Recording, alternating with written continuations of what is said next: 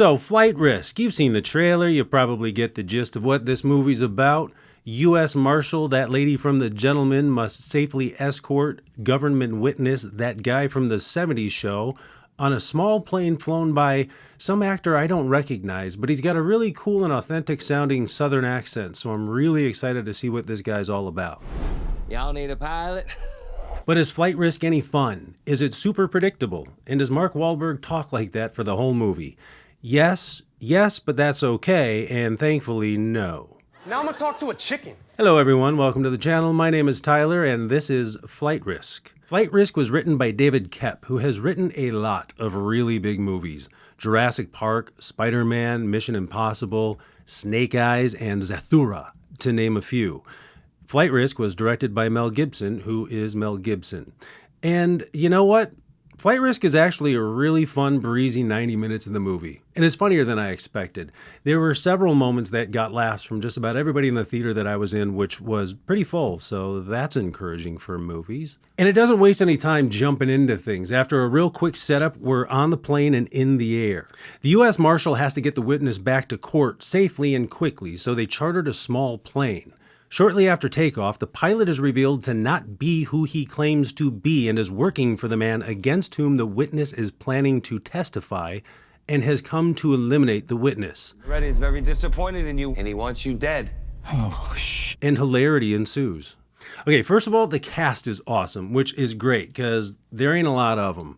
There's like 4 people in this movie. There's like 3 people and 2 voice actors in this movie. All of them are totally game for what Mel Gibson was putting together here. Michelle Dockery is perfectly fine as the U.S. Marshal. She's been put back into the field for the first time since an incident occurred on her watch sometime before the events of this movie. And Topher Grace is hilarious as the chatterbox government witness who's just trying to make it out of all of this alive. But Mark Wahlberg is the standout here, obviously, with his silly little accent that he does drop about halfway through. He peppers it in here and there throughout the rest of the movie, but I don't remember Mark Wahlberg being this despicable since he was terrorizing poor little Reese Witherspoon back when I was in high school.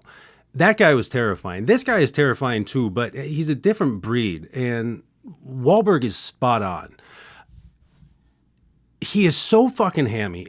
And I love it. He's creepy, he's revolting, he's menacing, and he's absolutely believable.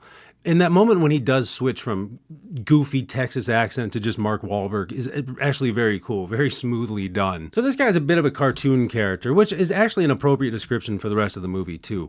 Some of the action in this movie is so preposterous, it strains credulity more than most movies do. But that's all right. You know, it's a movie and it knows it's a movie. So it's a lot of fun. That being said, there are some little things here and there that might make you go, some little questions might be brought up.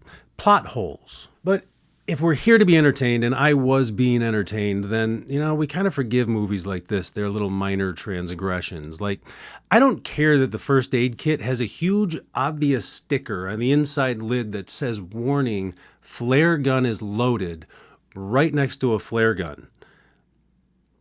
In fact, I kind of appreciate it. This movie is telling me that somebody's going to get shot with a flare gun, and I kind of want to see that. So I also don't mind if both of the characters who just survived a knife fight with the bad guy completely forget that there's a knife floating around the cabin somewhere, even though it literally bounced off of one of their heads. The movie is clearly only trying to entertain. It's kind of like the opposite of an M. Night Shyamalan film, where you know that there's no hidden meaning behind every little shot. You know that when the movie shows you that the knife is still under the pilot seat, somebody's going to grab that knife at some point, and that's it.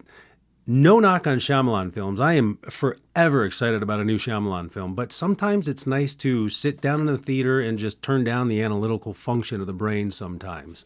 So Flight Risk, the action is good, the pacing is good, funnier than I expected. It's a tight 91 minutes. You probably don't even need the popcorn refill.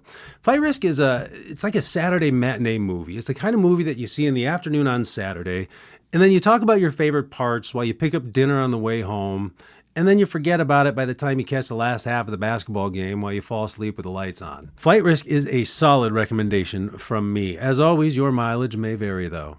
Let me know your thoughts in the comments. Subscribe for more. Thanks for watching. We'll see you in the next one.